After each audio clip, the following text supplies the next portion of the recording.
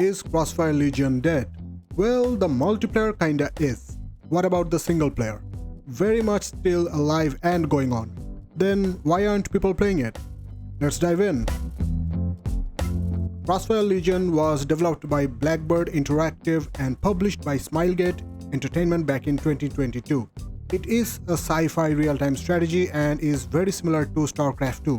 Well, at least the unit composition is. The unit variety is kind of similar to Command & Conquer Tiberium series.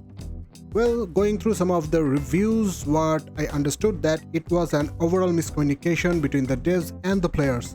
So what I learned is their initial intention was to turn Crossfire Legion into a multiplayer-focused RTS. They wanted to incorporate microtransactions, but hearing the community feedback, they didn't implement it.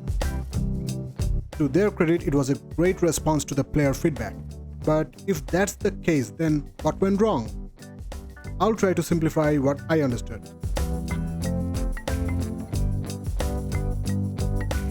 They had a very different vision for the game.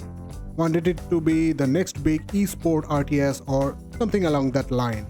But realized that people had enough esport with StarCraft 2 and just wanted a good old sci-fi real-time strategy. So they kind of started to pivot to single-player scenario more. But since they made the game focusing on the multiplayer setting mostly, it didn't translate too well. Now, I'm not saying their primary vision was wrong to have an esports scenario, but I think they lost the way of how to get there. Because of very harsh early access reviews combined with a lot of technical issues that were making the game unplayable in multiple ways. Being stuck on loading screen, game suddenly speeding up, not being able to save mid-game, etc. They did address the issues but very slowly, and by then most of the players just bailed, leaving the multiplayer scene empty. And the worst of all, they've added the offline AI skirmish mode way too late. Right now, another annoying thing is there are commander area of effect abilities that you can use throughout the map, which is a really cool thing, but you can use it only twice. I suppose even though they pivoted, they made this ability with multiplayer in mind, where players would have to carefully choose when to use it. And now it's here anyway. Now, I kind of simplified everything what happened to this game, but that's the gist of it. But being an RTS lover, I wanted to play it anyway, especially the skirmish AI games. So I bought this game last year when it was near impossible to play AI skirmish because I was getting kicked out of the match, and on my end, having a bad PC didn't help either. Recently I started to play again, and well, it feels pretty good for the most part.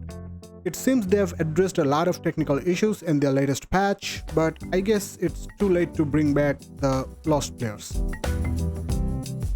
I've been playing AI skirmish and having fun with the card system on the roster panel.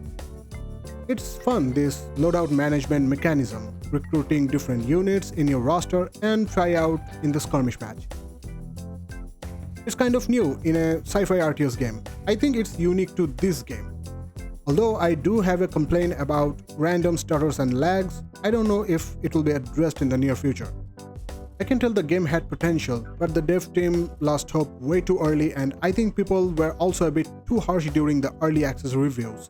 Combining all those together, we have another RTS which could have been extremely entertaining in terms of co-op versus AI, but now left to survive on its own. But I have to admit, other than the lag, the skirmish is fun so far. The combat is satisfying, the visuals are great, especially some of the late game units are a sight to behold. And the maps, although very limited, look good to play in for the most part. The resource collection is simplified to 2 resources only, which is fine I guess. I think that Crossfire Legion had the most potential in co-op versus AI. Like, imagine you're playing with your friend, trying out different unit composition from your rosters, each using different loadouts and beating the heck out of the AI together. That's where this game could have shined. At least I think so. Also, apparently the campaign is complete and it's decent. So I'll be trying out the campaign on this channel and let's see together how the story is crafted.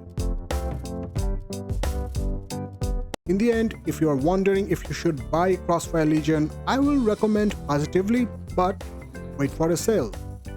Like this one. And finally, have you played Crossfire Legion? What's your take on it? Let me know in the comment section. Thank you for watching, I hope you enjoyed it and see you guys on the next video.